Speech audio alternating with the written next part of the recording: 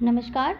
हम पढ़ रहे थे सवैया छंद। इससे पूर्व हमने अध्ययन किया हमारे पाठ्यक्रम के अंतर्गत आने वाले सवैया छंद के विभिन्न भेदों का, जिसमें हमने पढ़ा मदिरा छंद, मध्यगयन सवैया, मालती सवैया इत्यादि के बारे में। और आज हम पढ़ेंगे सुमुखी सवैया छंद। तो आइए शुरू करते हैं सुमुखी सवैया छंद।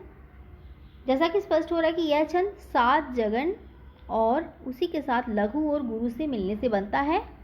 तो 7 जगन, लघु गुरु लघु है और इसी के साथ एक लघु और एक गुरु, तो 21 वर्ण और ये 2 वर्ण, 23 वर्णों का ये छंद होता है और जिसमें 11 और 12 पर गति दी जाती है। तो आइए इसे उदाहरण से समझते हैं। जो लोग लगे से राम ही साथ चले, बन माही फिरे न चहे, हमें प्रभु आयो देव चले, रेव संग योकर चोरी कहे, चले कुछ दूर नमे पग धूरी भरे, फल जन्म अनेक लहे, सिया समुखी हरि फेर तिन्हें, बहुभांति ते समुझाए कहे। तो ये जो प्रसंग है ये है राम के वनगमन का। जब उन्हें वनवास मिलता है और वो वन की तरफ जाते हैं तो अयोध्या नगरी की जो प्रजा है वो उनके पीछे हो जाती है और उन्हीं के साथ चलती है और वो उनके साथ जाने का आग्रह करती है। और राम के जब साथ चलते हैं लोग वन के बीच में, वन के साथ में उनके साथ, तब वो उनसे आज्ञा जब चाहते हैं कि हमें आप अपने साथ ही ले चलो, हाथ जोड़कर कर जोड़कर वो विनती करते हैं और ये भी कहते हैं कि हमें कुछ दूर ही साथ ले लो, जो हम तुम्हारे चरणों की धूलि से अपने जन्म को क्या है सिद्ध कर सकें। और सियामुखी हरिफेर तिन्हें बहुभांति ते समझाए को, और फिर सियापति राम जो है वो उन्हें बहुत भांति से विभिन्न तरह से समझाने का प्रयास कर रहे हैं। तो यहाँ यही प्रसंग है और यह सुमुखी सवैया छंद का उदाहरण है, जिसमें कि हमें यहाँ मिले हैं 7 जगन और लघु गुरु। 7 जगन के साथ एक लघु और एक गुरु, 23 वर्णों वाला सुमुखी सवैया छंद।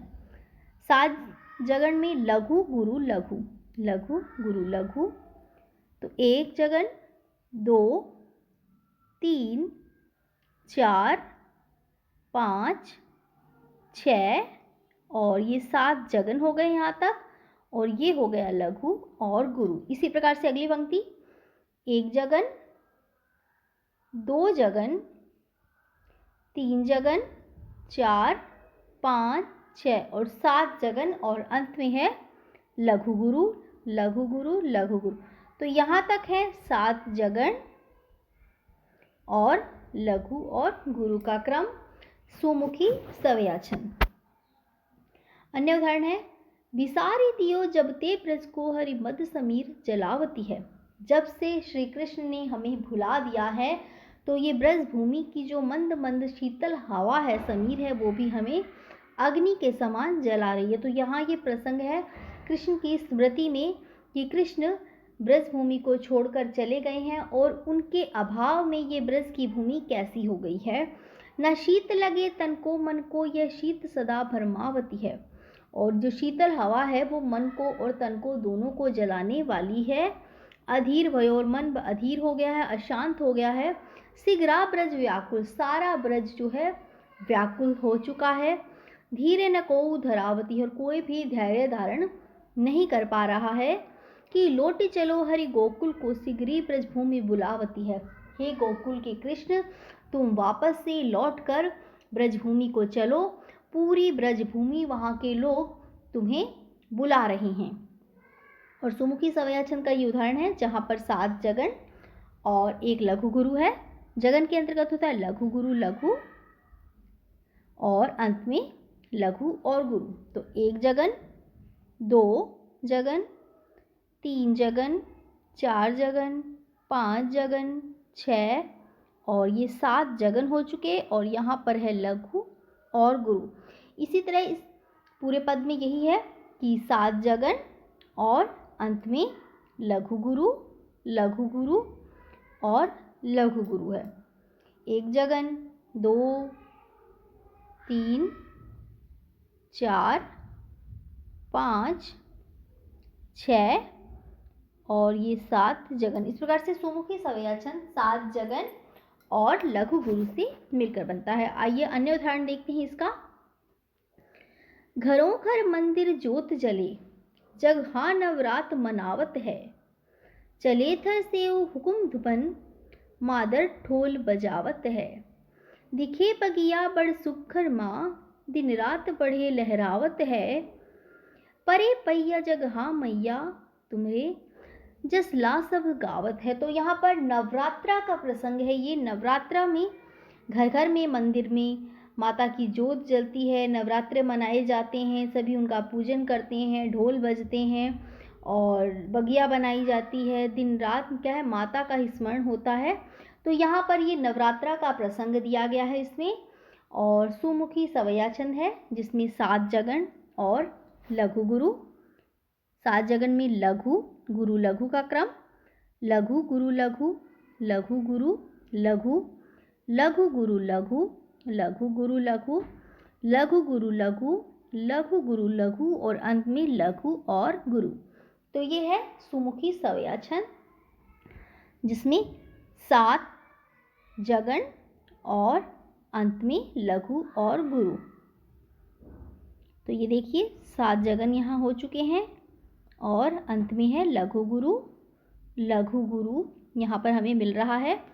तो सुमुखी सवैया छंद का ये उदाहरण है जिसमें 7 जगन और अंत में लघु गुरु के रूप में 23 वर्ण यहाँ है और 11 और 13 पर 12 पर यति है। अन्य उदाहरण देखिए इसका तो है, उठे बहिने मन मोहन हा, बन जावे धेनु चरावत है। सखा मन के सगमा, मिलके प्रभु माखन खावत है। लगे बड़ सुखर कृष्ण ला, सब गोप गवाल नचावत है। रिझावत है जगला कृष्णा, यमुना तट रास रचावत है। तो यहाँ पर कृष्ण का प्रसंग है कि उनके बारे में बताया गया कि मन मोहन, मन को मोहने वाले श्री कृष्ण जब प्रातःकाल उठते हैं तो उन्हीं के उठने के साथ पूरी धरती, पूरा वन जाग जाता है और फिर वो उठकर वन में जाते हैं। वन जावत है, वन में जाते हैं और धेनु चरावत है, अपनी गायों को चराने के लिए ले जाते हैं। सखा मन के संग माँ, मिलके प्रभु माखन खावत है, और अपने सखों के साथ मिलकर, अपने मित्रों के साथ मिलकर माखन खाते हैं। लगे बड़ सुहर कृष्ण लला, बड़े ही सुंदर लग रहे हैं कृष्ण।